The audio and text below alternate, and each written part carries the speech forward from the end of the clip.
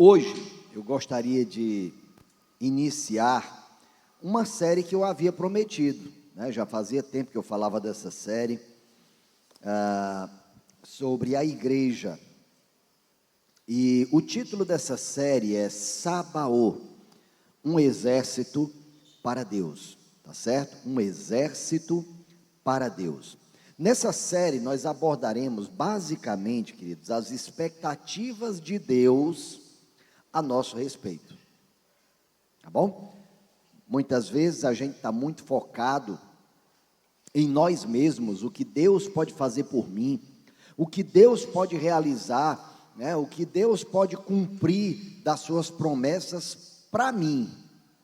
Mas e você já perguntou o que é que Deus espera de você? Quais são os sonhos de Deus a seu respeito? Quais são as expectativas de Deus a seu respeito? Já perguntou para Deus alguma vez? Para isso nós precisamos compreender que somos um exército. E precisamos compreender de que maneira esse exército atua. E para que propósito esse exército guerreia, né? Como eu disse, Sabaô é uma palavra, né? Vem do hebraico, né? E quer dizer exércitos, tá certo? Exércitos.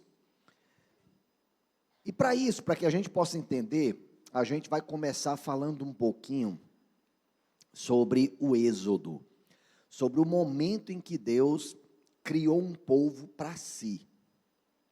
Tá bom? O primeiro episódio dessa série eu intitulei Um Exército Santo. E esse exército santo somos nós. Nós somos esse exército santo que Deus levantou para um propósito santo. E o que é ser santo? Já parou para se perguntar o que é ser santo? Ser santo é ser perfeito? Não, ser santo não é ser perfeito. Um santo busca a perfeição, mas ele não é perfeito. Ele será perfeito, né? Será perfeito. Quando nós entregamos a nossa vida a Jesus, no nosso espírito nós já somos santos e perfeitos. Mas na nossa alma e no nosso corpo ainda não. Então a gente não consegue ver a manifestação dessa perfeição, a gente não consegue perceber como essa perfeição se dá em nossas vidas, mas é um fato. No Espírito, nós já estamos aperfeiçoados, no momento que nós cremos em Jesus Cristo. Mas temos que nos perguntar, sou salvo para quê?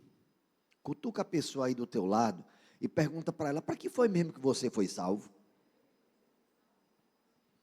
No episódio de hoje, como eu havia dito, o título é Exército Santo. Eu destaquei Êxodo 7, de 1 a 6, para compartilharmos.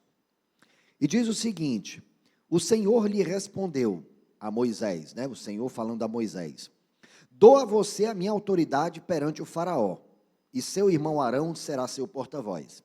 Você falará tudo o que eu lhe ordenar, e o seu irmão Arão dirá ao faraó que deixe os israelitas saírem do país. Eu, porém, farei o coração do faraó resistir, e embora multiplique meus sinais e maravilhas no Egito, ele não os ouvirá. Então porei a minha mão sobre o Egito, e com poderosos atos de juízo, tirarei do Egito os meus exércitos, o meu povo, os israelitas. E os egípcios saberão que eu sou o Senhor, quando eu estender a minha mão contra o Egito e tirar de lá os israelitas. Moisés e Arão fizeram como o Senhor lhes havia ordenado.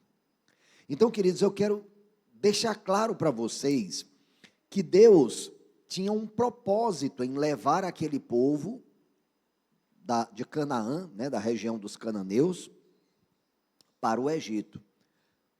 Eu quero lembrar vocês que isso ocorreu enquanto o povo de Deus era uma família. Por isso, família é tão importante para nós, porque os propósitos de Deus na terra se cumprem a partir da família. E a família, segundo o modelo de Deus, não segundo as deturpações que o mundo quer fazer da família, mas segundo os propósitos de Deus. como cristãos que somos, como soldados desse exército que obedece ao Senhor, nós não podemos admitir que as nossas famílias sejam diferentes do que o propósito que Deus tem para elas. Nós sabemos que existem situações circunstanciais, né? Às vezes a morte de alguém da família, né? Às vezes uma outra situação que levam famílias a ficarem disfuncionais. E é para isso que nós somos família, para de alguma forma suprirmos também eventuais ausências, para também suprirmos eventuais dificuldades, para também suprirmos eventuais necessidades uns dos outros. E Deus realiza os seus propósitos a partir da família. Então ele pega uma família lá em Canaã, a família de Jacó. Jacó teve 12 filhos e uma filha. Pode até ter tido mais, mas a Bíblia relata só esses, né? 12 filhos e uma filha, Diná. E a partir desses 12 filhos, Deus criou um povo. Então ele começou por uma família.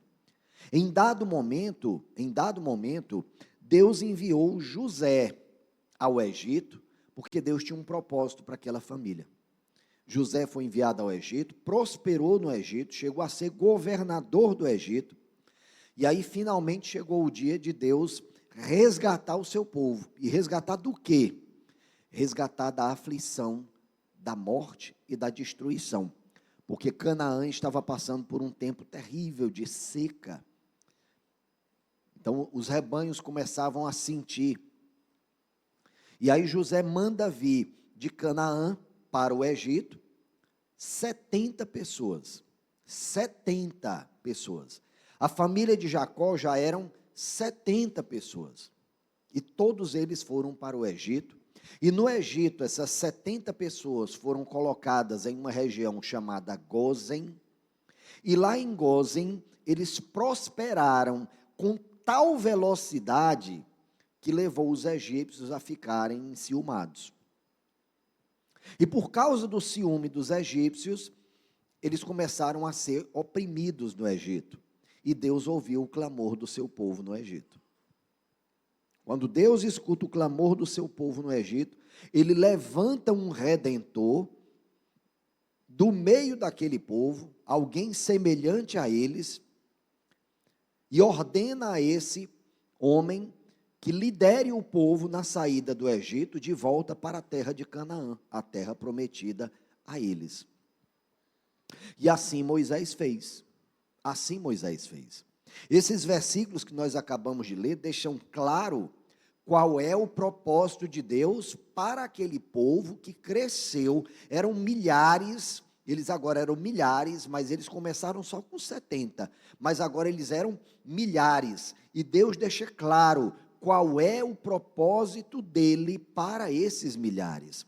Ele diz: tirarei do Egito os meus exércitos, né? Então a palavra aqui é Sabaô, né? Os meus exércitos, o meu povo, os israelitas. E aí eu acho importante destacar para vocês, porque muitas vezes nós cremos que quando Jesus morreu na cruz e ressuscitou, Deus desfez a aliança dele com Israel e fez uma nova aliança com a igreja, né? Deus se divorciou de Israel e fez um novo casamento agora com a igreja. Esse pensamento está errado, queridos. Esse pensamento não tem a menor razão de existir. Na verdade, nós fomos acrescentados a Israel, porque sempre foi o plano de Deus que o povo dele fosse composto por gente de toda raça, de toda nação, de toda língua. Sempre foi propósito de Deus.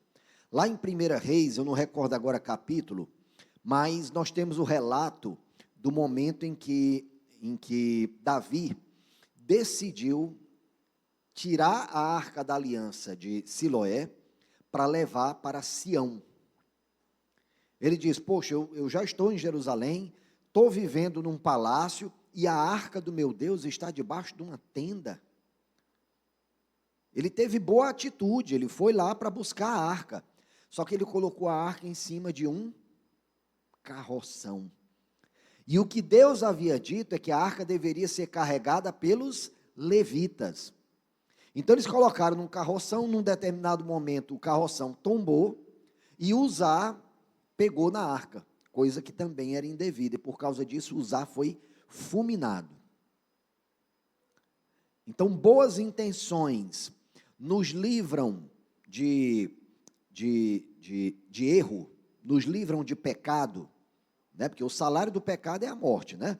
Então, o fato da gente ser bem intencionado, significa que a gente não está pecando? Não. Pode ser até que a gente esteja muito bem intencionado, mas se nós não tivermos discernimento, se aquilo é ou não o desejo de Deus para a nossa vida, embora muito bem intencionado, nós estaremos pecando. E vocês lembram muito bem o que quer dizer pecar. Pecar é errar o alvo. Então Deus tem um alvo, Deus tem um propósito para as nossas vidas, Deus tem propósitos a realizar no mundo, e Ele nos convoca para realizar tudo aquilo que Ele se propôs a realizar no mundo. Quem tem que fazer no mundo somos nós. Nós somos ministros de Deus, nós somos delegados de Deus, nós somos soldados de Deus. Então, se o mundo vive em injustiça, o problema não está com Deus, porque Deus é bom. O problema está com o povo de Deus. O problema está com o povo de Deus. Sabe, queridos, entre todas as nações, hoje o Brasil talvez seja o país que tem o maior número de evangélicos militantes, né? Porque tem alguns países que até tem muitos evangélicos descansantes, né? Mas militantes mesmo, pessoas que vão ao culto de celebração, pessoas que estão evangelizando, pessoas que estão discipulando. Eu creio que o Brasil talvez seja a nação com o maior número de evangélicos militantes. Mas aí vem a pergunta: nós estamos transformando o nosso país? Sabe, queridos, a gente tem visto as notícias recentes e elas são desanimadoras acerca das autoridades que nos governam. Eu lembro que antigamente, quando eu fiz a faculdade de Direito, a gente ainda tinha aquela esperança, não, mas no final de tudo tem lá o STF. Agora, nem isso, né? E é triste. Não quero que vocês pensem que esse comentário é partidário. Não é partidário. Não importa, porque infelizmente essa situação a gente vê, não vou dizer em todos, evidentemente, tem pessoas bem intencionadas, mas as notícias que chegam para nós acerca das nossas autoridades são bastante ruins. Então, eu gostaria, inclusive, de pedir a vocês que no tempo com Deus de vocês, nas orações de vocês, e para a glória de Deus, não tem nada a ver com essa pessoa, a gente tem que orar por essa pessoa para a glória de Deus, mas eu peço a vocês, orem por um irmão em Cristo que nós temos, que está com um abacaxi grande nas mãos para descascar.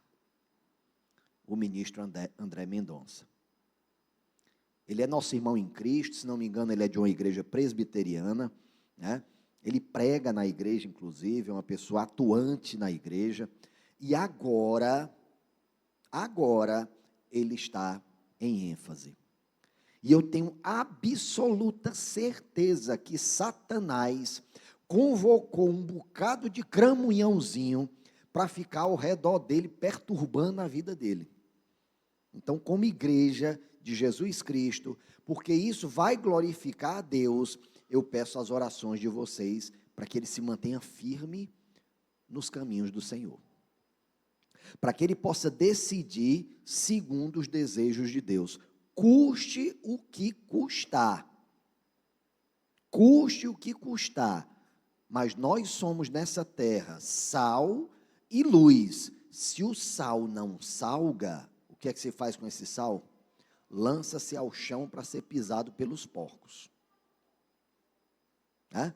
Então, nós somos sal da terra e luz do mundo. Então, imagina só que esse homem de Deus, que está lá com esse abacaxi grande para resolver, que ele decida com justiça, que a decisão dele glorifique a Deus, que as pessoas olhem para ele, né, e inicialmente, né, a gente via muito o pessoal fazendo gracinha com ele, né, lá na própria corte, né, de forma até desrespeitosa, coisas que nós vivemos também, né, porque muitas vezes as pessoas do mundo olham para nós e também querem fazer chacota. Como é que pode você acreditar numa coisa dessa, né?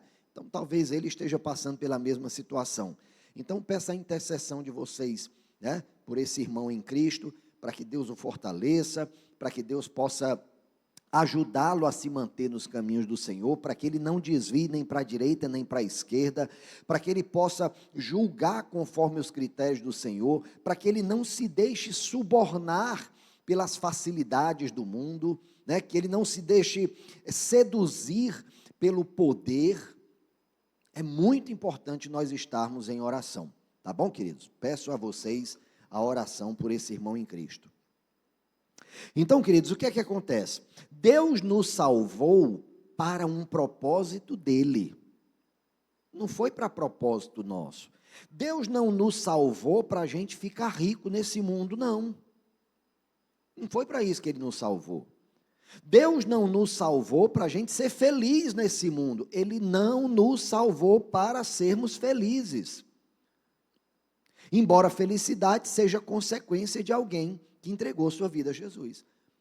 Mas a verdadeira felicidade, não uma felicidade sem pressões, não uma felicidade sem provações. Nós sabemos que são justamente as provações que aperfeiçoam o nosso caráter. Então, como é que, como cristãos, nós queremos nos livrar das provações? Não dá. O que molda o nosso caráter são as provações. Então, nas provações, nós nos alegramos no Senhor, porque nós já sabemos que nele, em Cristo Jesus, nós já somos mais do que vencedores. Ele já venceu na cruz por nós. Amém? Mas ainda assim nós teremos que enfrentar batalhas, para que essas batalhas aperfeiçoem a nossa alma. Porque o nosso espírito está aperfeiçoado, mas a nossa alma e o nosso corpo não. Então, no momento que nós entregamos a nossa vida a Jesus e o nosso espírito está aperfeiçoado, nós começamos uma caminhada a que chamamos santificação. Essa santificação, ela é dom de Deus, tá certo? É Deus que nos dá a veste de santidade, Ele nos dá de graça. Agora, Ele nos dá a veste para a gente vestir. Ele não nos dá a veste de santidade para a gente deixá-la dobrada num canto, não. Ele nos dá a veste de santidade para a gente vestir. Eu quero te lembrar de Lucas capítulo 14, que fala sobre um banquete, né? Nesse banquete, um rei prepara o casamento, né, do seu filho, e aí manda convidar aquelas pessoas mais importantes da cidade.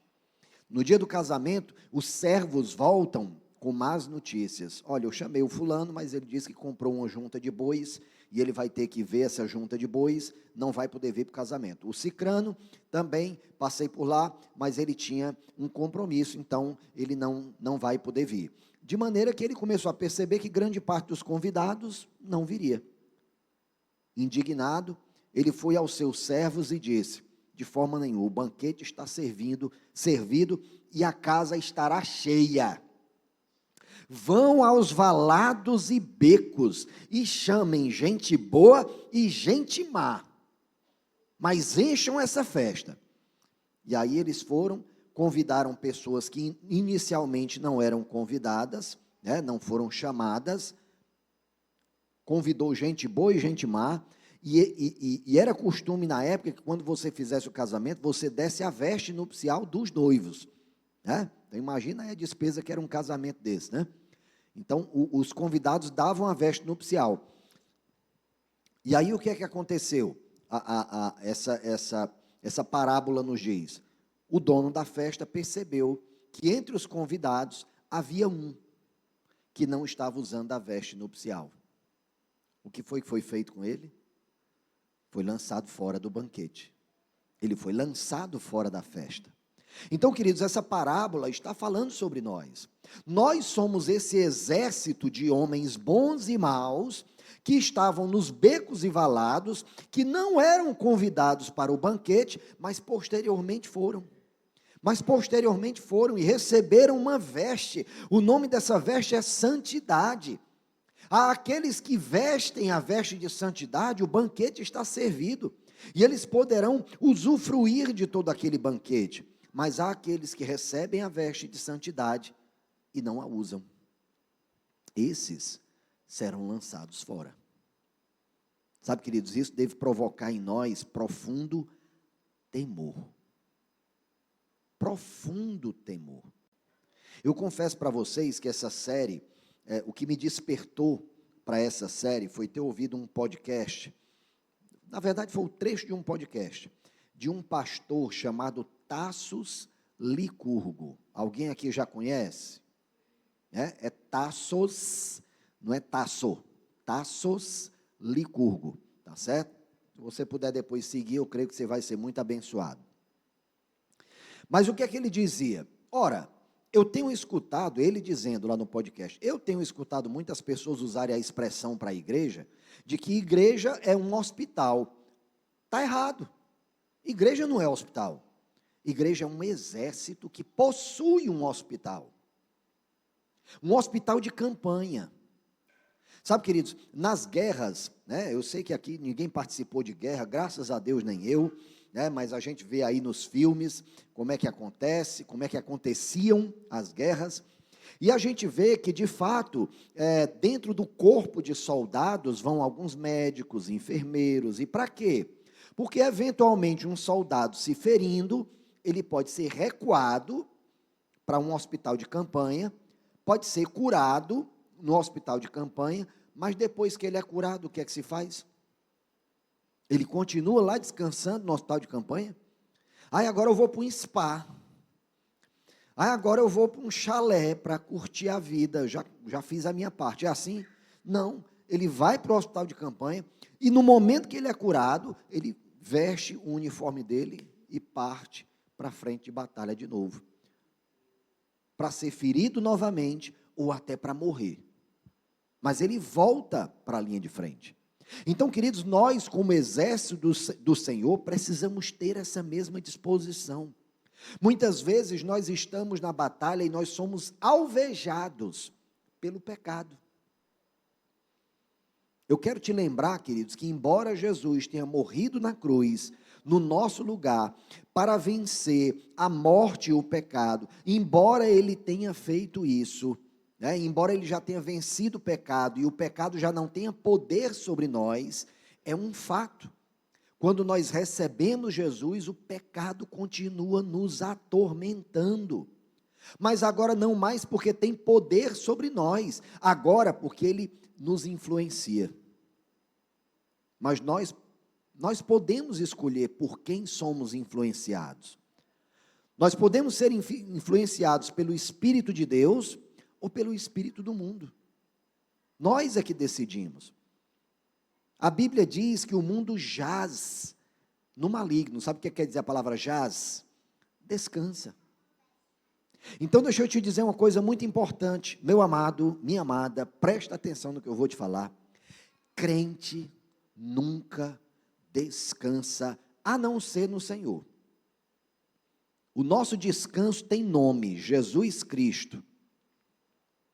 Esse é o nome do nosso descanso, Jesus Cristo. Ele é o nosso sábado, Jesus Cristo. Tirando esse descanso, nós não podemos descansar um minuto sequer. Um minuto sequer. Porque em 1 Pedro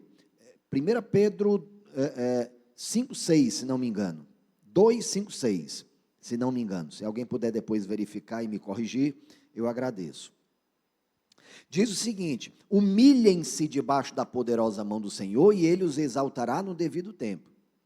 Estejam alertas e vigiem. O diabo, o inimigo de vocês, anda ao derredor, rugindo e buscando a quem possa devorar. E, queridos, eu quero te lembrar de uma coisa: Satanás não dorme. Satanás não tira férias. É por isso que eu tiro férias, porque eu não sou Satanás. Mas ele não dorme, ele não tira férias, ele fica buscando nos atormentar dia e noite, todos os dias da semana ele está ao nosso derredor, rugindo e buscando a quem possa devorar. A questão é, nós nos deixaremos influenciar por Satanás, ou nos deixaremos influenciar pelo Espírito Santo de Deus, que se manifesta na palavra de Deus? Porque o pecado não é ser tentado, o pecado é ceder à tentação. Ser tentado, todos nós somos em diversos momentos do dia. Pensamentos terríveis, pensamentos abomináveis vêm nos perturbar. Mas isso por si só não é o pecado.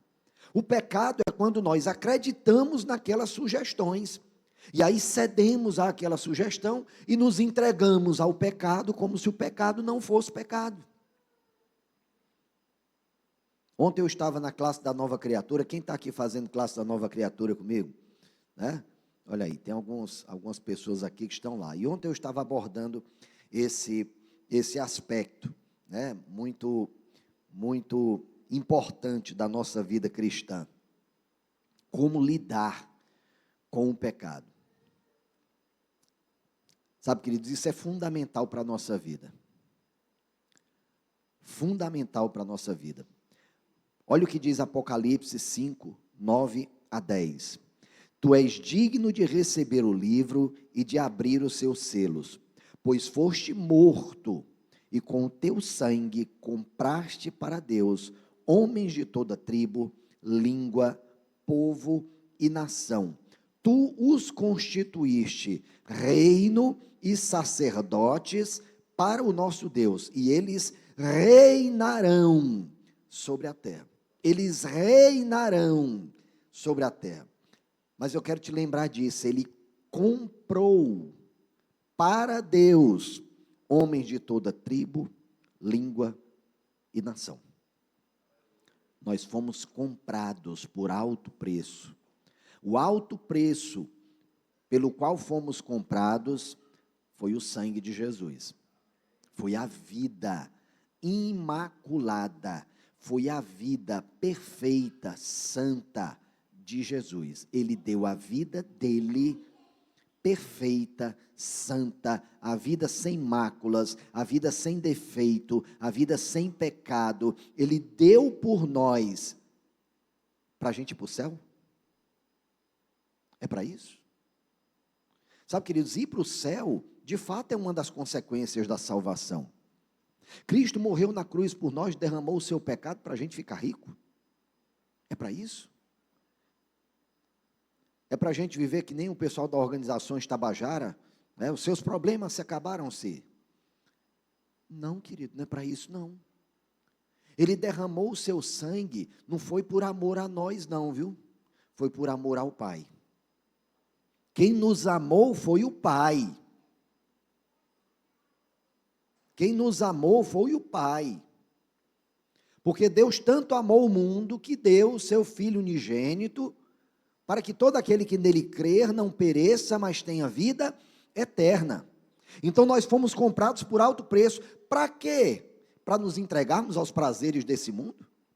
Para nos entregarmos ao pecado, sabendo que o salário do pecado é a morte? É para isso que Jesus morreu na cruz? Foi para isso que ele morreu na cruz? Eu te digo que não. Não foi para isso que ele morreu na cruz. A palavra é muito clara. Compraste para Deus homens de toda tribo, língua, povo e nação. Tu os constituíste reino e sacerdotes para o nosso Deus, e eles reinarão sobre a terra. Glória a Deus. Eu sei que quando a gente escuta essa palavra reinarão, a gente imagina o seguinte: eu vou ser rei, e aí a gente começa a se ver com uma coroa, usando uma veste majestática, né? E passando a eternidade, apontando o cetro para as pessoas. Eu sou o rei. Tem nada a ver com isso, querido. Nada a ver com isso. Porque no reino de Deus, o maior é aquele que serve. O próprio Cristo deixa claro na palavra que ele não veio para ser servido, mas para dar a sua vida por amor de muitos.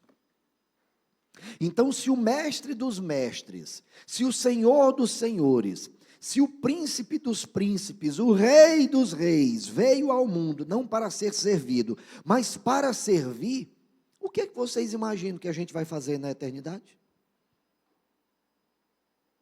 Acha mesmo que a gente vai ficar pulando de nuvem em nuvem, né? Bora brincar de pular nuvem. Não, querido, não é isso não. Não é isso não. Nós fomos colocados nessa terra para glorificar a Deus na terra, para cuidar desse jardim, para cultivar e guardar o jardim do Senhor, que é a terra, o lugar onde nós temos que realizar a boa obra que Jesus preparou para que nós a realizemos, é a terra. E aí eu te pergunto, quanto tempo nós gastamos para satisfazer os nossos prazeres, o nosso descanso, os nossos desejos, os nossos propósitos? E quanto tempo nós gastamos para os propósitos de Deus? Quanto nós negociamos para satisfazermos as nossas necessidades, para satisfazermos os nossos desejos? Quanto nós gastamos para isso? E aí eu te pergunto, de quanto nós estamos abrindo mão para agradar o coração de Deus?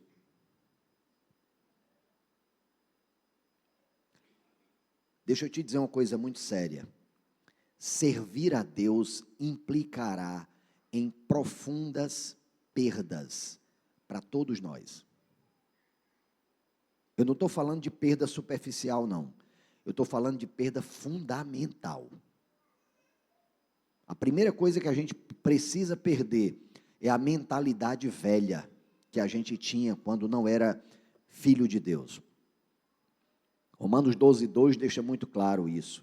Não se amoldem aos padrões deste mundo, mas transformem a vossa mente, para que sejam capazes de experimentar e comprovar a boa, perfeita e agradável vontade de Deus. Voltando um pouquinho, nós sabemos que já fomos salvos no nosso espírito, quando entregamos a vida a Jesus. Recebemos uma veste de santidade, que nos foi dada de graça por Deus, mas que precisamos vesti-la, para realizar a caminhada, para podermos participar do banquete, para participarmos das bodas do Cordeiro, e finalmente haverá o dia da glorificação, quando o nosso corpo será salvo. E quando eu falo do nosso corpo ser salvo, é de termos um corpo sem máculas, sem rugas, um corpo perfeito, não passível de doença, um corpo que viverá eternamente. É esse o corpo glorificado que nós receberemos. Aqueles que estiverem na terra, quando Jesus voltar, seus corpos serão transformados, como um estalo. Mas aqueles que morreram no Senhor, eles verão os corpos deles se levantando da terra, né, porque o nosso corpo foi feito do pó da terra, né? Tá certo? Então, o momento da ressurreição, quando Cristo voltar, não vai vir um corpo etéreo lá do céu, não. Vai vir um corpo material da terra. Esse corpo ressuscitará da terra e se encontrará novamente com a nossa alma e o nosso espírito, para que nós possamos viver na Nova Jerusalém de Deus, pela eternidade, sendo governados pelo nosso Senhor Jesus Cristo. Amém? Então vem a pergunta, meu Deus, se esse é o meu propósito, se é isso que eu vou fazer na eternidade, o que eu estou fazendo mesmo? Me angustiando para ficar rico, me angustiando para ter segurança, me angustiando para ter provisão, quando o próprio Deus diz, não se preocupem com essas coisas, elas serão acrescentadas a vocês. O Pai de vocês sabe que vocês necessitam delas. Priorizem o reino de Deus e a sua justiça, e todas essas coisas vos serão acrescentadas. Amém? A gente até crê aqui, mas a gente precisa crer aqui e depois crer aqui. Essa crença precisa descer da cabeça para o coração. Quando ela desce da cabeça para o coração, a gente chama isso de arrependimento, né? Porque arrependimento é mudança de mentalidade, tá certo? Arrependimento não é fazer beicinho, não. eu errei. Não, isso aí não é arrependimento, não. Isso pode ser remorso. Arrependimento é quando a gente diz, ó, eu errei. E eu sei porque eu errei. Eu sei onde foi que eu cedi ao pecado. E eu vou vigiar para isso nunca mais acontecer na minha vida. Isso é arrependimento. Isso é arrependimento. E eu quero te esclarecer uma coisa, queridos. Quero te esclarecer uma coisa. Deus ama os pecadores, mas Ele salva os arrependidos. Deus amou o mundo, quando o mundo era inimigo dele, quando o mundo não o conhecia, quando o conhecendo o rejeitava. Ele amou o mundo, mas Ele só salvou aqueles que amaram a Ele. E não é porque Ele não quisesse salvar, não, porque o desejo de Deus é salvar todos. O desejo dele é salvar todos. Lá no Evangelho de João, no capítulo 1, versículos 11 e 12, está dito: veio para o que era seu, mas os seus não o receberam. Contudo, aqueles que o receberam, deu-lhes o direito de se tornarem filhos de Deus. Então Deus nos ama enquanto nós somos pecadores, mas salvação, queridos, salvação é dom de Deus que nós precisamos usar. Eu quero te lembrar do que está escrito em Efésios capítulo 2, versículos 8, 9 e 10. Vocês são salvos pela graça, mediante a fé. Quando eu digo vocês são salvos pela graça, quer dizer que nós não temos participação alguma nessa salvação. É dom de Deus, nos diz a palavra. Vocês são salvos pela graça, mediante a fé. Isso não vem de vocês, é dom de Deus, para que ninguém se glorie. E aí vem, porque somos criação de Deus, realizada em Cristo, para realizarmos as boas obras que Ele preparou para que nós as pratiquemos. Então nós fomos salvos para realizar algo para Deus. Nós não fomos salvos para sermos abduzidos e irmos para o céu. Não foi esse o propósito da nossa salvação, embora recebamos isso também. Embora de fato aquele que conhece a Jesus, que o aceita como Senhor e Salvador, se porventura no minuto seguinte ele morrer, ele pode ter certeza, ele está no céu, porque ele creu. O que nos salva é crermos em Jesus Cristo, né? O que nos salva é o dom que Ele derrama sobre nós, é o amor que Ele derrama sobre nós, agora um amor recebido por nós. Precisamos lembrar disso. Não somos salvos para nós, mas para Deus. É interessante lembrarmos, e no decorrer dessa série nós falaremos sobre isso, né? Hoje é uma palavra introdutória, meio um resumão de tudo, mas eu quero te lembrar de uma coisa: nós somos considerados, nós que estamos aqui ainda, somos considerados igreja militante. E por que igreja militante? Porque aquele que milita é aquele que está constantemente lutando. Então deixa eu te dizer uma coisa: se você não está travando guerras contra o pecado, fique desconfiado. Fique desconfiado. Tem alguma coisa errada. Porque todo cristão, verdadeiramente cristão, todo cristão que ama a Deus de todo o seu coração, trava uma batalha contra o pecado todo santo dia. E aí eu quero esclarecer um pouco melhor aqui. Ele não trava uma batalha contra o pecado, porque Jesus já resolveu o problema do pecado na cruz, né? Mas ele lida com as manifestações do pecado por causa da nossa natureza adâmica. Tá bom? Então, o pecado original, o pecado que nos leva a pecar, esse Jesus lidou com ele lá na cruz, tá certo? Jesus já venceu o pecado e a morte. Mas é um fato, apesar disso, nós ainda vemos manifestação do pecado na nossa vida. Qual deve ser a nossa atitude diante disso? Diante do momento que nós percebemos que é pecado, o que é que nós temos que fazer? Nós temos que nos distanciar do pecado. É isso que nós temos que fazer. Sabe, queridos, eu dou o maior valor quando alguém chega para mim me enredando, pastor. Outro dia eu estava conversando com uma pessoa, ela me disse que na nossa igreja pode tudo, pastor. Que na nossa igreja pode tudo, que nós não somos uma igreja fiel à palavra de Deus. Eu disse, querido, eu gosto tanto quando falam isso. Eu gosto tanto, mas por que, pastor? Isso aí não envergonha, não. Não envergonha, não. Atrai os pecadores. Eles vão lá, eu vou lá naquela igreja porque lá pode tudo. Eu vou lá naquela igreja porque lá eles aceitam tudo. E aí, quando eles chegam aqui, eles recebem a palavra de Deus como ela é. Porque nós chamamos de pecado. E aí ele tem a oportunidade de conhecer a verdade. Uma vez que ele conheça a verdade, tem a possibilidade de ser liberto do poder do pecado e da morte.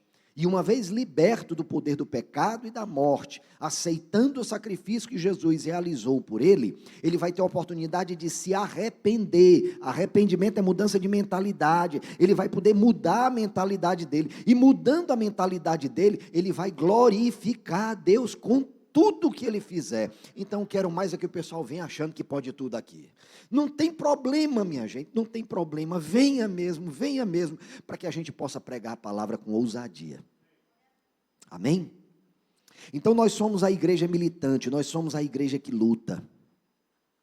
Nós somos a igreja que está na esperança do retorno de Jesus Cristo. Amém? Nós estamos na esperança. Deixa eu te dizer uma coisa importante. Quando Jesus morreu na cruz, ele nos libertou do poder do pecado e da morte. Tá certo? Então, quando nós entregamos a nossa vida a Jesus, nós somos libertos desse poder. Tá certo? O que nos algemava, o que nos aprisionava a continuar pecando, foi quebrado. E agora nós estamos livres no Senhor, livres no nosso espírito. Ok? Tá bom? Mas na nossa caminhada, nós ainda passamos pela influência do pecado. Nós fomos libertos do poder do pecado, mas não da influência do pecado. Então, durante toda a nossa caminhada de santidade, o pecado vai nos tentar, mas nós vamos resistir. Nós vamos resistir. E resistir de que maneira? Por meio da graça de Deus que foi derramada sobre nós. Por meio da habitação do Espírito Santo de Deus, que somos nós. O nosso corpo é templo e habitação do Espírito Santo de Deus. E com isso, querido, eu quero te lembrar de uma coisa: o teu corpo não te pertence. O teu corpo tem dono e o nome dele é? O nome dele é Jesus. Ele é o dono do nosso corpo. Eu não tenho o direito de usar esse corpo do jeito que eu quero. Eu não tenho o direito de usar esse corpo para simplesmente satisfazer os meus anseios e as minhas necessidades e os meus apetites. Eu não tenho o direito de fazer isso, porque esse corpo não pertence a mim, esse corpo pertence a Ele. Eu abri minha boca, entreguei minha vida a Jesus, e quando eu entreguei minha vida a Jesus, eu entreguei corpo, alma e espírito a Ele. Então eu prestarei contas de tudo isso, quando eu estiver junto dele. Quero te dizer uma coisa: o pecado rouba a tua salvação? O que é que você acha? Quando você peca, ai meu Deus, pequei, perdi minha salvação, tenho que entregar minha vida a Jesus de novo. É assim? Não. Salvação não se perde assim. Se perde salvação, perde com apostasia. A pessoa vai começando a chamar o que é pecado, ele vai dizer, não, isso aqui na verdade não é pecado, não, isso aqui na verdade é tal coisa, nada a ver, o que eu estou fazendo não está prejudicando ninguém, então não pode ser pecado, porque não está prejudicando ninguém, não é pecado, então eu vou continuar fazendo, porque não tem nada a ver, eu vou continuar, não tem problema, vou continuar fazendo. E aí ela vai chamando coisas que são pecaminosas, ele vai dizendo, não é pecaminosa. Aí chega um determinado ponto que ela começa a olhar para Deus, e ela vê Deus assim, tão fofinho, parece um ursinho de pelúcia, Jesus, tão lindo, Jesus, oh Jesus, tu é tão docinho, parece até um beijinho de leite condensado. É o Jesus da Bíblia? É não. E quando nós construímos um Deus que é diferente daquele que se revela a nós na palavra de Deus, qual o nome que se dá a isso? Idolatria. idolatria. Então nós corremos o risco de estarmos servindo a um Deus que não é o Deus da Bíblia, que não é o Deus revelado em Jesus Cristo. E disso nós precisamos ter muito cuidado. Por isso é que o cristão precisa ler a Bíblia, compreender a Bíblia, entender que Deus, Ele é bom, mas Ele também é justo. E Ele vai lidar, no dia que nós estivermos com Ele, Ele vai lidar com tudo aquilo que nós tivermos realizado a partir da nossa vida, da entrega da nossa vida a Jesus, viu? Antes disso, sabe o que é que Ele vai fazer? Ele vai esquecer. Porque Ele lança no mar de esquecimento todo o nosso pecado, né? Ai, pastor, eu entreguei minha vida a Jesus e logo que eu entreguei minha vida a Jesus, eu pequei. Deus esqueceu o meu pecado? Esqueceu também, querido, esqueceu. Se você se arrependeu, Ele esqueceu o seu pecado. Agora, se você mesmo está lembrando desse pecado constantemente, praticando constantemente, não pense que Deus esqueceu dele. Nem você esqueceu. Então é necessário arrependimento. Eu preciso lembrar para vocês, nós somos um exército, nós somos soldados que fomos colocados nessa terra para representarmos um Deus santo. Deus é santo, Ele é santo, santo, santo, digno de toda honra e de toda glória, agora e para sempre, por todos os séculos dos séculos. Amém. Ele é santo. Então nós precisamos nos deparar com um Deus santo, com um Deus justo e tremer diante desse Deus, porque Ele é o nosso general. Então quando Ele nos diz não faça isso, ou quando Ele nos diz faça isso, nós devemos simplesmente obedecer, e obedecer por meio da graça dEle que habita em nós. O próprio Espírito Santo de Deus mora dentro de nós. Deixa eu te perguntar outra coisa importante aqui. Quando você peca, Deus se afasta de você?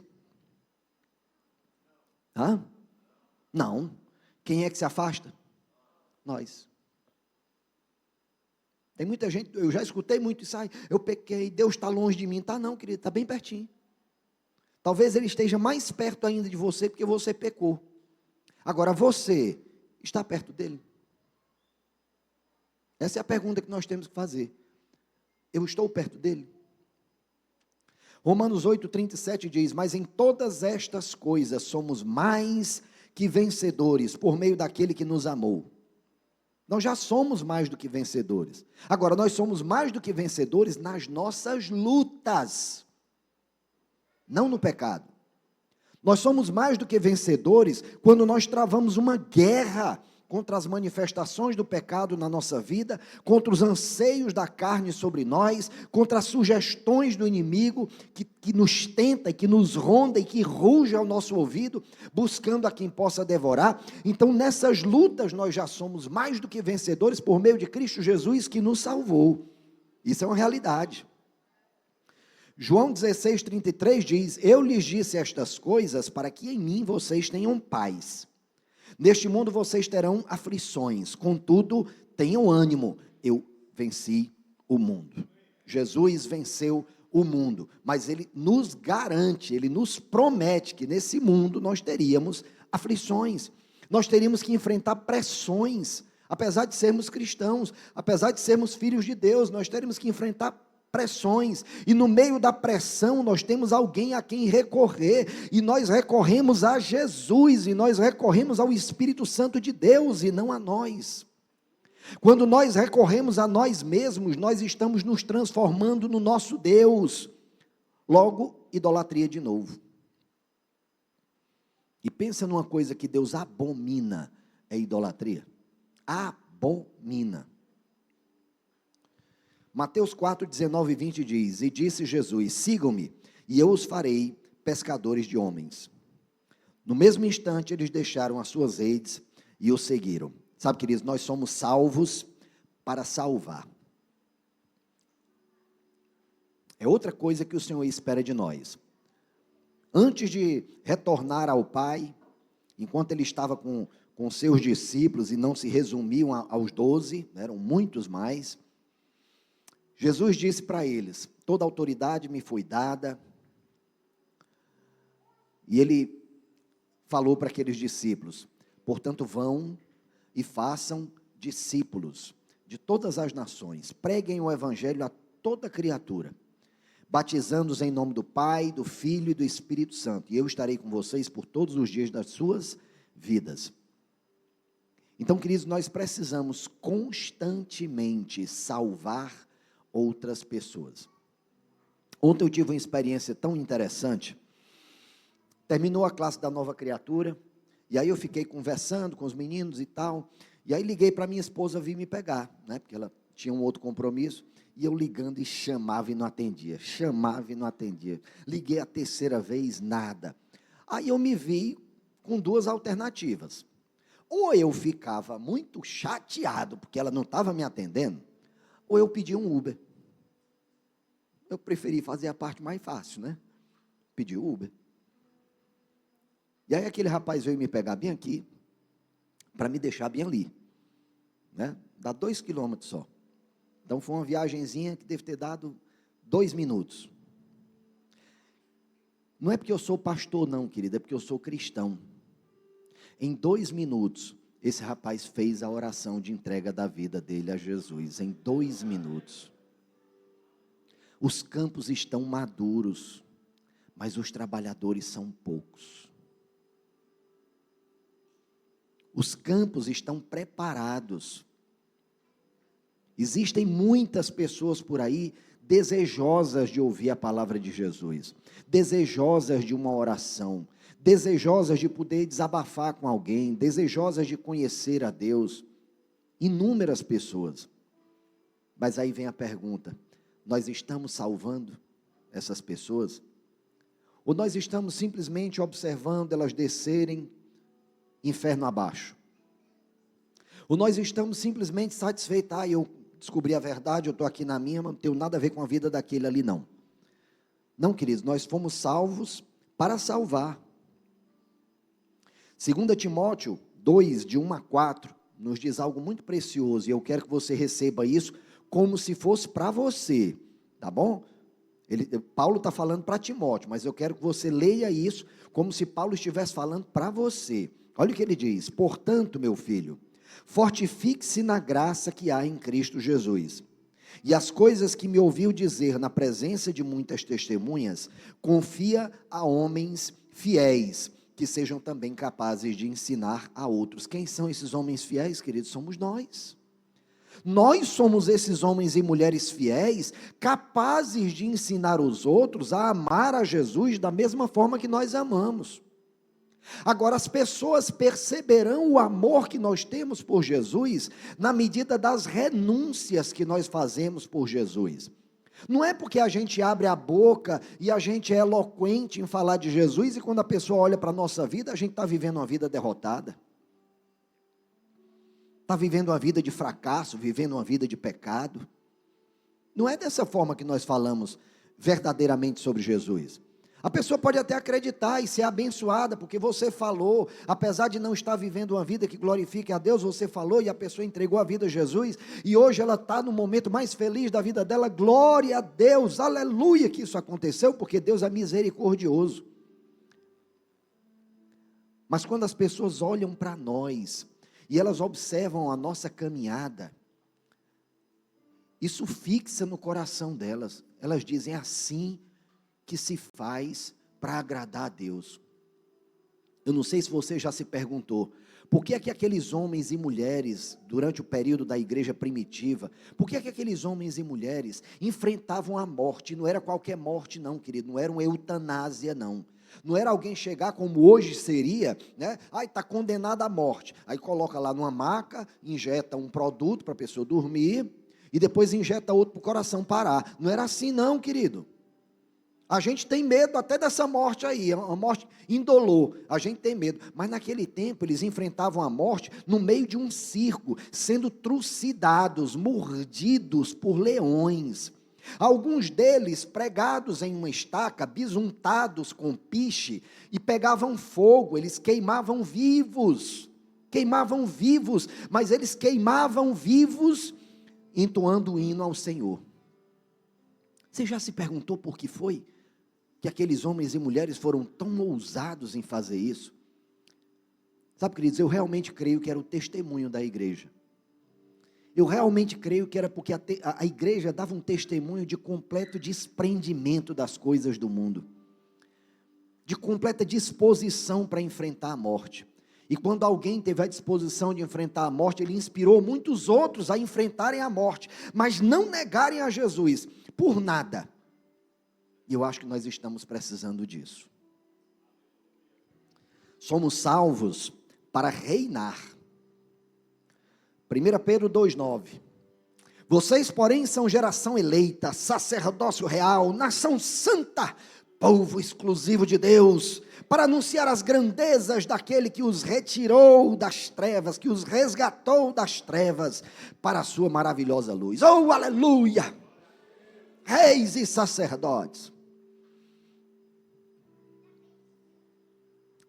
Se você souber o que é rei e sacerdote, será que você vai dar glória a Deus do mesmo jeito?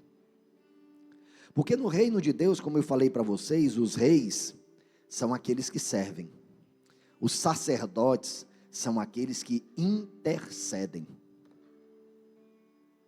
Então nós somos reis e sacerdotes, porque o nosso exemplo, o nosso serviço na terra precisa glorificar o Rei dos Reis.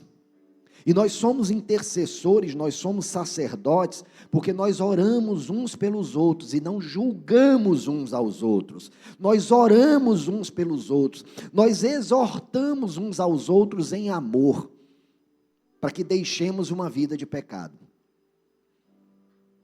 Seria maravilhoso que a gente entregasse a vida a Jesus e estivéssemos livres da influência do pecado. Mas isso nós só experimentaremos quando nós compusermos a igreja triunfante. É a igreja daqueles que já morreram em Cristo e que estão agora com Jesus. Então no dia que nós morrermos, se Jesus não voltar antes, e nós morrermos, nós seremos membros da igreja triunfante, a igreja que é liberta da influência do pecado. Então no céu não entra pecado. Então a gente não vai mais pecar e nem mais vai viver essa luta, essa pressão para pecar e não pecar, esse medo, essa angústia que nos leva muitas vezes a ceder ao pecado, esse medo de ficar só, esse medo de não ser apreciado, esse medo de morrer sem provisão, de morrer sozinho. Meu Deus, eu vou morrer sozinho. E por causa disso nós cometemos pecados. Mas quando nós estivermos nessa igreja triunfante, não haverá mais influência do pecado, nós estaremos livres dessa influência, glória a Deus. Mas deixa eu te dizer, não é aí que acabam as coisas, há ainda a igreja gloriosa, porque a igreja triunfante agora está no céu, mas haverá o dia quando Jesus voltar, e Ele voltará, essa igreja descerá com Ele, não será mais uma igreja triunfante, ela será uma igreja gloriosa. Ela será uma igreja gloriosa, que espalhará a glória de Deus sobre toda a terra, porque todo homem e toda mulher viverá na terra não mais para os seus próprios prazeres, e muito menos para as suas próprias necessidades, mas eles glorificarão a Deus em tudo que fizerem. E deixa eu te dizer uma coisa, queridos, talvez hoje você não consiga experimentar o que há de vir, mas é um fato, se você é filho de Deus, e eu creio que você comporá a igreja gloriosa e viverá eternamente com o Senhor Jesus, livre do poder do pecado no seu espírito, livre da influência do pecado na sua alma, e livres agora da presença do pecado por toda a eternidade, porque nesse momento, queridos, quando a igreja gloriosa descer do céu à terra, o pecado e a morte e Satanás e todos os demônios e todos aqueles que rejeitaram a Cristo serão lançados no lago de fogo. Serão lançados no lago de fogo. Não haverá mais a presença de Satanás para nos acusar, não haverá mais a presença de demônio nenhum para nos atormentar. E essa será a igreja gloriosa. Amém? Eu estou te falando isso, queridos, para que você crie ânimo, para que você não desista na sua caminhada. Você é filho de Deus. Repita comigo: eu sou filho de Deus. Eu faço o que o meu Pai faz. e eu não faço o que o meu Pai não quer que eu faça. Nós precisamos tomar posse disso, porque nós somos essa igreja gloriosa. Nós ainda não estamos experimentando essa herança, nós ainda não estamos gozando dessa herança, mas nós recebemos um selo no nosso coração, que nos protege e nos reserva para essa herança. O nome desse selo é Espírito Santo de Deus. É Ele que nos sela, é Ele que nos guarda, é Ele que nos edifica, é Ele que nos transforma, é Ele que nos consola, é Ele que nos exorta, é Ele que garantirá que aquela boa obra iniciada por Jesus Cristo nas nossas vidas será completa, será plena. Nós temos que crer nisso, porque no momento que nós crermos nisso, nós atrairemos o céu para a terra. Nós viveremos na terra como se vive no céu. A igreja militante tem o dever de atrair o céu à terra, e nós fazemos isso na oração do Pai Nosso. Pai nosso que estás no céu, santificado seja o teu nome, venha a nós o teu reino, e seja feita a tua vontade na terra como ela é feita no céu.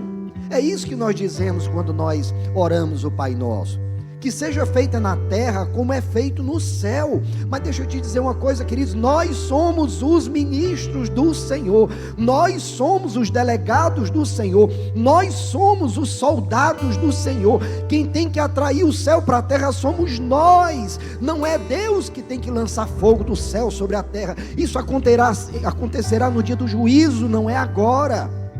Agora somos nós que temos que elevar o fogo de adoração a Deus, e nós elevamos o fogo de adoração a Deus, não simplesmente quando levantamos as mãos e entoamos canções, não é simplesmente assim, mas é quando nós obedecemos por meio da graça, é quando nós obedecemos por meio do poder de Deus que já habita em nós, é dessa maneira que nós o adoramos.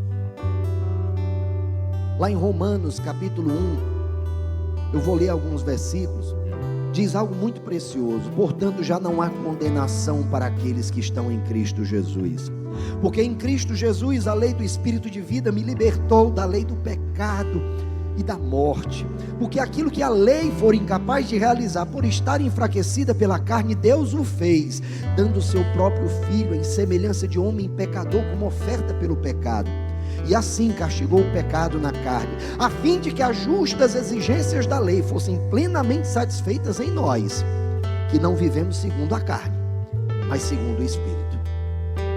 Então, queridos, existe esse final, para que as justas exigências da lei sejam plenamente satisfeitas em nós, que não vivemos segundo a carne, mas segundo o Espírito. A mentalidade da carne é morte, mas a mentalidade do Espírito é vida e é paz. A mentalidade da carne não pode agradar a Deus, porque não se submete à lei de Deus, e nem pode se submeter. Aqueles que são dominados pela carne não podem agradar a Deus. Nós, porém, vocês, porém, não são daqueles que perecem, nós somos daqueles que vencem. Esse mesmo capítulo de Romanos, lá no finalzinho, versículo 37, diz que em todas essas coisas nós já somos mais do que vencedores. Então nós entramos na batalha sabendo que já vencemos, mas nós temos que travar uma batalha. Existe uma batalha nesse mundo, nós temos a obrigação de levar sal e luz, que nos é dada por Deus. Ele nos deu uma veste nupcial para que a gente vista. Não é para ela ficar guardada para os momentos de culto, não é para ela ficar guardada para os momentos em que eu estou servindo, não é para ela ficar guardada para os momentos em que eu estiver em oração. A veste de santidade é para ser vestida e não ser tirada em momento nenhum das nossas vidas, porque essa veste que nos limpa, essa veste é autolimpante, e ela não limpa só a ela limpa também a nós. Eu quero te lembrar de uma coisa, querido: Jesus nunca se distanciou dos pecadores, ele nunca teve medo de estar perto de pecador.